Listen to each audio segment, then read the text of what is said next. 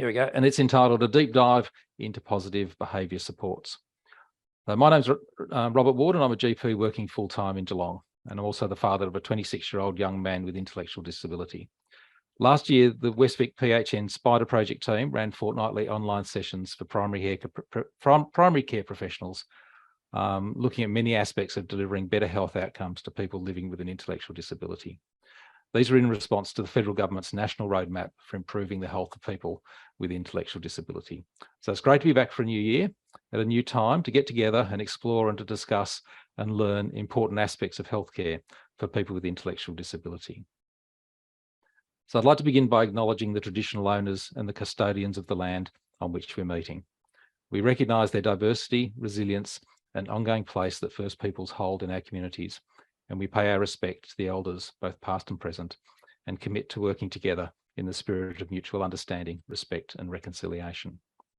We support self-determination of First Nations peoples and organisations, and we'll work together on closing the gap. So I'd like to invite participants just to introduce themselves in the chat. There's a brief slide there, which I think there'll be a link in the chat about the etiquette with these echo sessions, but I would like just to remind people to be mindful of confidentiality when discussing cases and to always be respectful to each other. The echo projects are all about case studies. And in these fortnightly sessions, we'll endeavour to find a great case study for us to aid our discussions.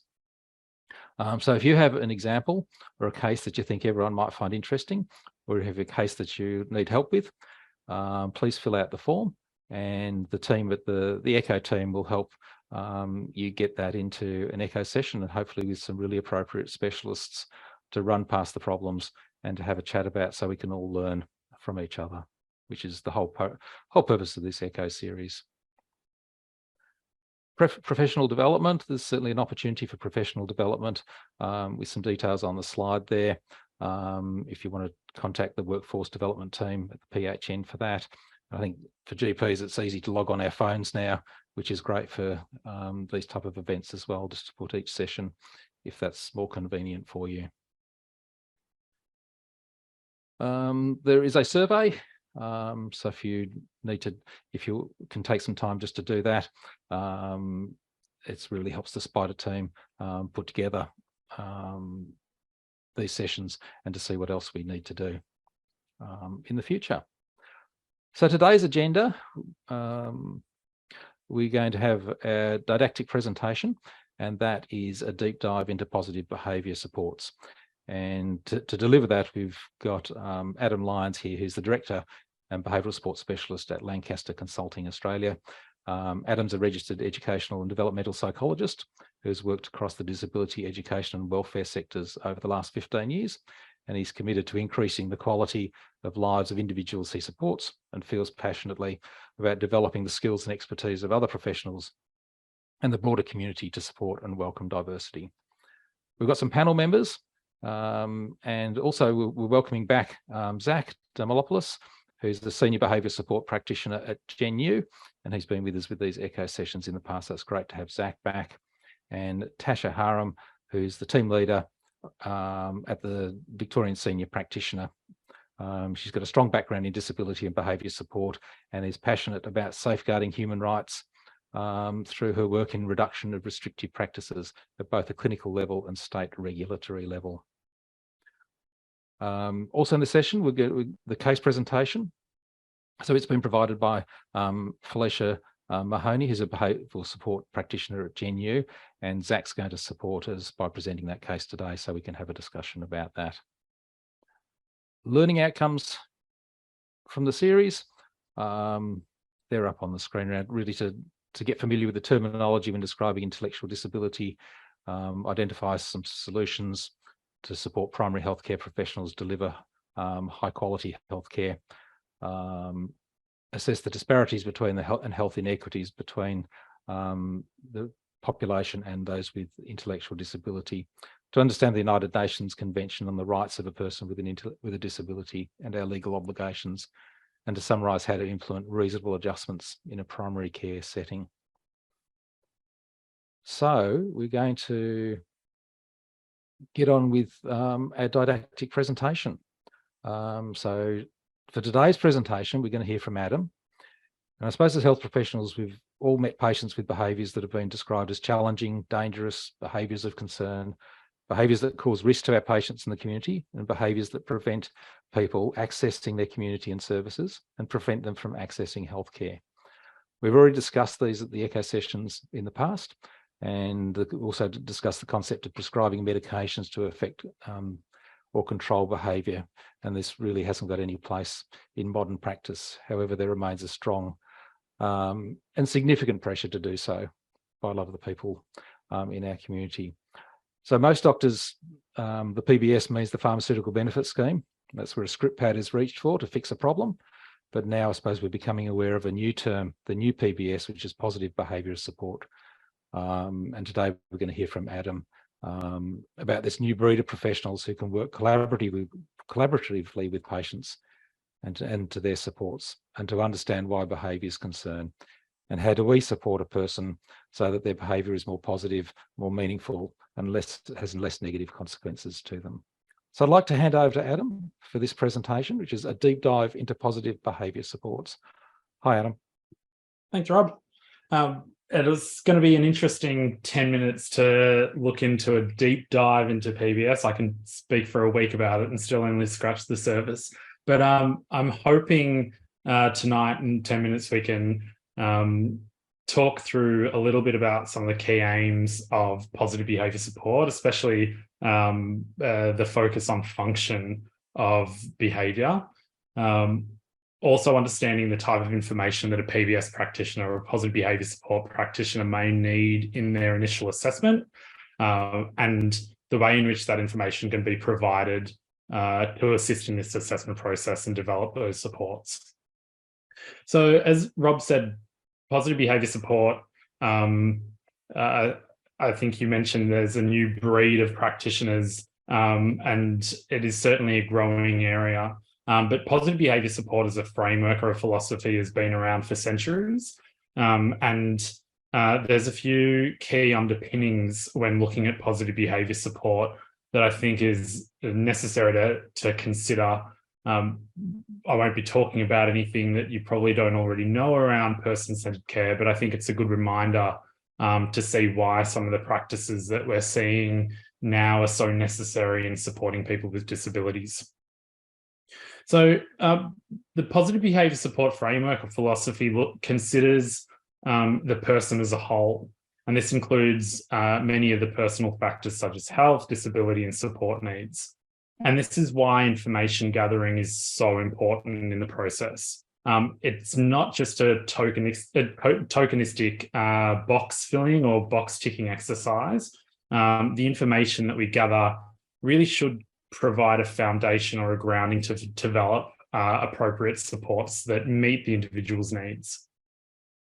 PBS aims to understand the function of the behaviour, and what we mean by a function is the likely reason why that behaviour occurs.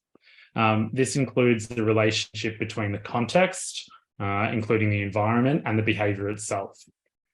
When we talk about understanding the function, what we don't really put a lot of emphasis on is getting stuck on what the behaviour looks like itself. It's important to understand the topography or the kind of the presentation of the behaviour, but it's the function, so what kind of lies beneath, what the purpose is, because that helps us to guide our responses, guide our supports, guide our development of what's going to be necessary to arm and skill the individual to develop more proactive, positive ways of engaging in their life. And also it gives us an understanding of how we can develop supports in the environment to enable that interaction and that engagement. PBS has a strong emphasis on developing environments that support a person. And this includes both the physical environment around the individual as well as the support environment. When we talk about the environment, there's a lot of considerations around the types of supports, the types of individuals, the type of interactions that we have, the way in which we provide supports to enhance that person's interactions within their world. Another key component is that it's proactive and preventative. So there's a strong focus on skill development. And it's likely to involve input and collaboration from a range of different professionals. So a solid positive behaviour support plan, which is designed to really assist that person to engage to the best of their ability in their own world and their own life, incorporates elements of individual focus, environmental focus, skill development, supports around the person, their opportunities, their interactions, as well as many other areas that influence a person's engagement in their world. Whitney, if you can change slide, that'd be awesome. We often use the pyramid analogy when discussing the different components of PBS, because what we're doing is we're constantly building our knowledge and understanding about a person. And this starts from level 1 down the bottom at creating a solid understanding of the person through developing and understanding their personal information and their unique personal characteristics. And then we build on that through understanding their behavioural presentation through a functional behaviour assessment process. And then we top it off with the development and the ongoing review of appropriate support through behaviour support planning. But tonight I want to really focus on our first layer, which is the background information. So like any structure, that requires a really solid foundation. And this is where it's an essential role of positive behaviour support and the practitioner responsibilities, especially when funded under the NDIS, to ensure accurate information is gathered and that accurate information focuses on the supports and strategies to meet that person's needs. And this is also a crucial point where collaboration with other professionals and other people in that person's life is necessary, as well as collaboration with the person themselves. This might include engagement with support providers, allied health professionals, as well as the informal supports around them, family, friends, people in the community. For a solid assessment and support plan, the accuracy of information is really important. And there's a few key areas that I think are necessary to focus on when we're talking about accuracy in information. The first area is around support needs. So we want to ensure that there is a solid information, solid understanding of the person's support needs across their environment, across their supports from others. So we can understand that link between the person's needs and what they're needing in terms of assistance, supports, structures, and engagement from other people in order to enhance that person's engagement in their own life. And what I want to focus on a little bit tonight is the need for more formal information from others.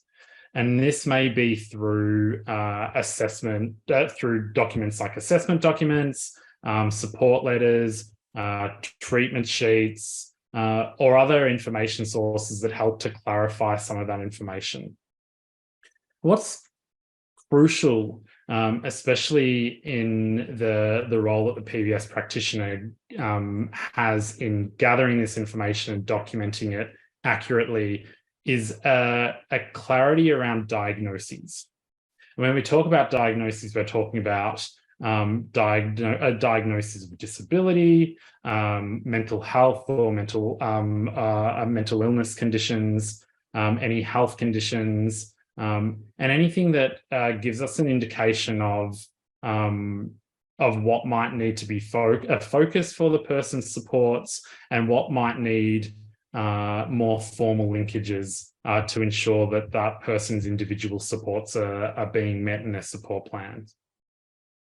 The other key area that we really want to gather a lot of good, solid information is around prescribed supports.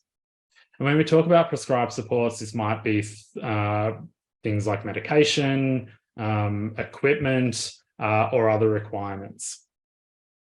And what's important here is not just about what's prescribed. What we want to know is the purpose of that prescribed medication or equipment or other requirements. The link that has to any diagnosed disability, health or mental health condition, and anything that the support system should look out for, including the potential impacts, the potential side effects, or any other interactions that might occur with any of the other supports that are prescribed. The reasons for this clarity and information, because it not only just helps us to determine whether that person's basic supports are being met through the strategies that we're recommending, it also helps us to establish appropriate supports that are being able to be implemented under all of the legislative requirements.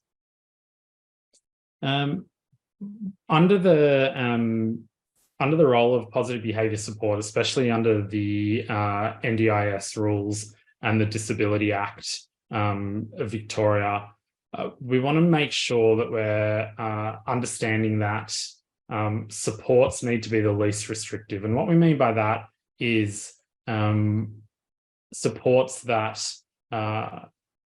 if there are supports that impact on that person's rights or human rights, that they are monitored, they are documented, and we aim to reduce and eliminate those types of practices to enhance that person's quality of life. And this can be tricky at times because as a behaviour support practitioner, our role relies on that accuracy of information. Some of the strategies that might be implemented can be considered under the legislation as a restricted practice, and this requires quite an oversight from multiple people, including the behaviour support practitioner and any implementing providers. So with that, it does require that accuracy of information, because some of those implemented strategies, when implemented to assist a person's disability or health or mental health conditions, may be considered as support. Yet in other circumstances, that same implemented strategy may be considered a restricted practice. And again, our aim is to help to reduce and eliminate those over time. So a clear understanding of the purpose, the reason, and the links to that person's support needs is really crucial. A couple of the other ECHO presentations have talked about the use of medication. It's particularly important when we're talking about medication, but it does apply across all support strategies. So a couple of examples just to kind of demonstrate these differences. So what's a good example? So something like a strap on a person's wheelchair that's been deemed necessary for postural support has been implemented by an occupational therapist or other allied health professional to assist that person to maintain an upright position in that wheelchair, would be deemed in a lot of circumstances as a support of their physical disability needs. Yet that same strap on a wheelchair designed to stop a person from leaving that wheelchair because of behavioural reasons may be deemed mechanical restraint in certain circumstances. So what we need to consider here is not the mechanism or the medication itself. It's the reason or the purpose behind that. And this is why it's super clear and super important for us to get a good understanding of that information. Just to finish, I asked my team what are some of the areas that they often will need to focus on or provide more information about when they collaborate with other professionals. And especially when we're talking about documenting restricted practices. And there are a couple of things that came up, which I thought was quite interesting for us to chat through tonight. The first one is around the consideration of diagnoses. So often documents like medication treatment sheets or support letters or letters of detailed diagnoses will use broad terms like anxiety or mood considerations to describe areas for treatment or areas for focus. And often this requires clarification because it doesn't provide explicit details enough for us to determine whether there is a formal diagnosis that underpins some of those supports. So it often requires us to ask a lot of questions around that. The other key areas that often require a bit of clarification around details of timeframes of review or criteria that we might look for. So at what stages or under what circumstances would a review of that particular prescribed intervention be warranted? This helps us to build supports. It also helps us to educate and help support systems, support teams to really understand what they might be looking for and help us to build things like accurate information, recording, and for us to then feed back to the other professionals around that in order to help with the support planning. And then the last one that that my team often say they require clarification on are what are the likely outcomes or what are we hoping for in terms of the intervention that is being prescribed? So what are we trying to achieve in using that particular intervention?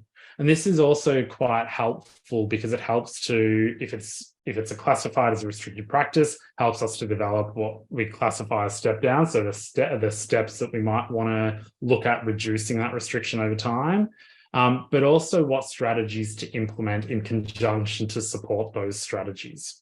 So just to finish, the PBS practitioner role has a great deal of responsibilities for getting information.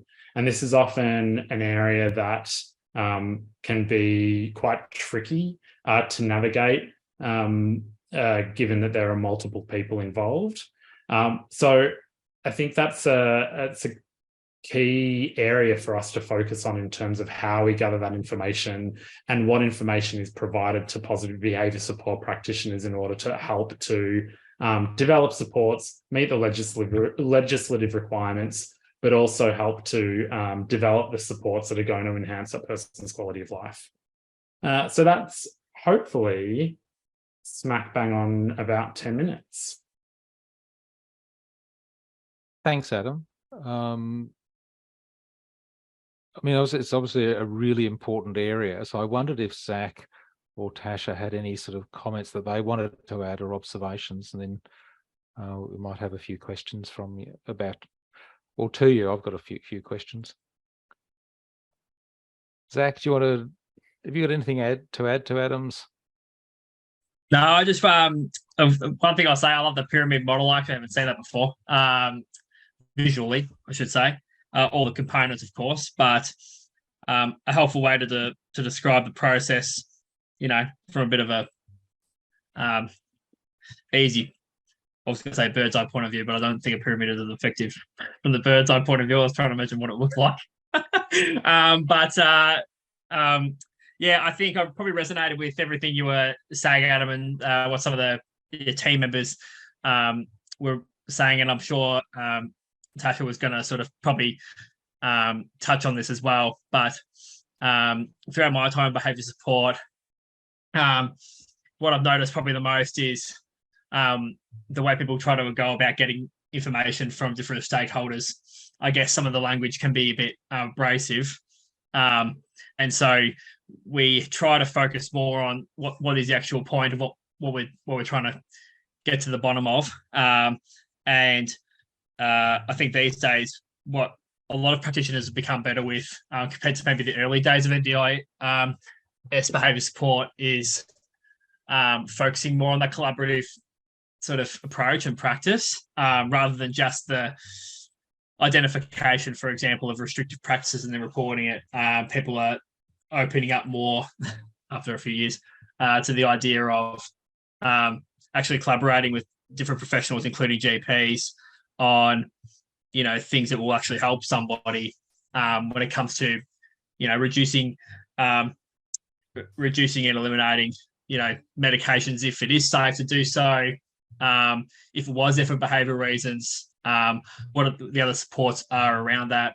And so I feel like it's definitely been a bit of a culture shift, but still a long way to go. Like you said, Robert, just like you have variations in the type of practitioners you work with, there's variations across all sectors, and some GPs I send my forms to will just send back a signed thing without anything filled out. Others will call and be happy to spend a long time talking about ideas and stuff like that. And it's, you know, it's across all different areas, but a lot of variations. But I think overall the trajectory has been really positive in the space. And so it's, you know, it's good to see that these sessions are being run, and that there's just more awareness of the different ways to support people are. Yeah, thanks, Zach. Tash, did you have any comments or? Yeah, absolutely. I mean, I won't go on too much about the PBS side of things that Adam's really covered quite comprehensively.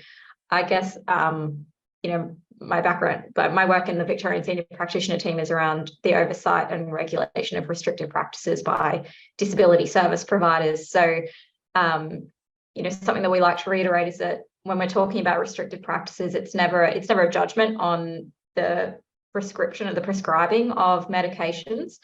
And that's something that we discuss with service providers and practitioners as well, that we're never approaching this as a judgment or that something shouldn't be in place when we're looking at restrictive practices. You know, obviously I'm never going to recommend a restrictive practice, but there is a place as an immediate, you know, response when there's no other way to manage a situation. But a restrictive practice, like Adam said, should only ever be used with the goal to reduce it over time. And that's where that work between practitioners, providers, and GPs or prescribing doctors, that collaboration needs to happen, because the prescribers aren't going to know if it can be reduced or how it can be reviewed if the information is not provided by practitioners and providers. So it's that two-way street of information flowing both ways about both the behaviour of concern as well as what the actual medication is prescribed for. Yeah, and certainly as a prescriber, yeah, we often feel way out of our depth. You know, it's difficult behaviour. We're not trained in it. We're presented often in a crisis. And then once the episode that we've seen is over, we have to admit the patient's not at front of mind for the rest of our day-to-day stuff until they represent, whether that's, you know, 1 week or 6 months later, and you find that medication has just persisted and has been dispensed by disability care workers and support staff and things like that, who are determining what's a PRN medication and what's a behaviour and what's a restrictive practice. And I suppose as GPs, we're often not familiar with that type of language, because it's a very foreign language to us in a lot of ways. Yeah, especially when we get people questioning what we prescribe, it can be a little bit confronting, you know, because we have to be a bit honest and maybe sort of say that we had reached the limit of our knowledge, and maybe that's a little bit hard sometimes. But I think certainly working in that collaborative way is really important. Adam, I was wanting to know who the patients that actually get a behavioural support practitioner, are they generally just in supportive accommodation, or what's the origin of people getting that behavioural support? No, so people are eligible for improved relationships, which is the funding category under an NDIS plan, for multiple reasons. So one of them, which is kind of a surefire way of getting behaviour support, is if there's identified restrictions in a person's support system, and that can be through a registered disability provider, but also from families, from informal supports. So if through the planning process of NDIS, it's been discovered or detailed in the planning processes that there are restrictions in place, it will nearly guarantee that there is appropriate funding in a person's plan. Another component is if there are identified behavioural concerns that doesn't have to be aligned with restricted practices, but if there's identified significant behaviours of concern that are impacting on that person's access, engagement, kind of their process or progression towards their goals, that may facilitate behaviour support funding to be placed in a person's plan. It's becoming, I suppose, more and more when young people or adults have presentations of behavioural challenges that put barriers or challenges up against their plan progression, their kind of goal progression. Mm-hmm. So I suppose a part of the community who may be more vulnerable are those patients that they still live with parents and don't have a huge input from professionals, because it may be the GP or is the only one seeing them and may not be sort of across all these new thoughts and just quite happy to still prescribe with no oversight whatsoever. So I suppose as GPs, we need to be aware that there is a sort of a shift in what's acceptable. Absolutely. And that information should, in a good planning process through NDIS, come out through the questions that the planner or the person that's kind of delegated to set up a person's plan in their information gathering. It doesn't always happen, but there are questions that should be asked around the types of strategies, the types of supports that that person is being provided, or the types of barriers or challenges that that person has in their life, in their progress towards their goals. So in a good, or the way in which it should occur, plan process, that information should come out at some stage. All right. Before we get on to the case study, I just also wanted to ask, for other behaviours, and I'm thinking of patients who have a behaviour which is quite restrictive for them, but it's not a dangerous behaviour. It's nothing. It's just like, and I'm thinking of a patient who can't cross a road and can't go upstairs, but is otherwise living at home with parents, but now can't get to the specialist because the specialist is upstairs. Now can't get out to outings, they can't cross the street. While it's not a dangerous behaviour, it's really quite restrictive for them. Is there a role for a behaviour support person in that? Absolutely. Scenario? So what we look at in terms of kind of roughly a behaviour of concern isn't just about those behaviours that pose a safety risk to a person or other people. It's any behavioural presentation that impacts that person's quality of life. So your example, Rob, that you just used, it's going to absolutely place barriers to their access, to their engagement, to their overall well-being. It will limit their opportunities, it will limit their access to the community. And so it would be classified absolutely as a behaviour of concern for that individual. Yeah. And so should, if given the opportunities, come along with appropriate support funding for behaviour support. Mm-hmm.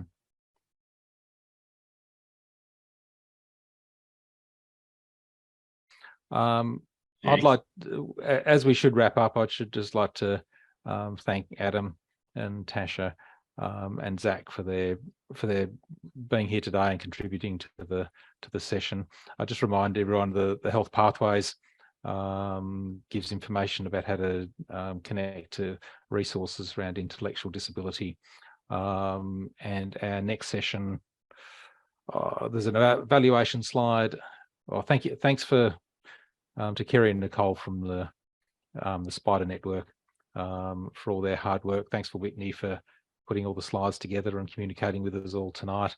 There's an evaluation slide for anyone who would like to do that and give us some feedback, and that's in the chat as well.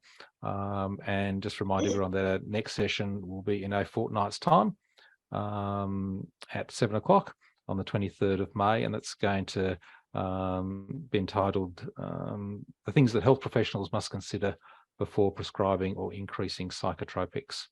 And I think we've got, is it Chad Bennett next fortnight speaking, I think?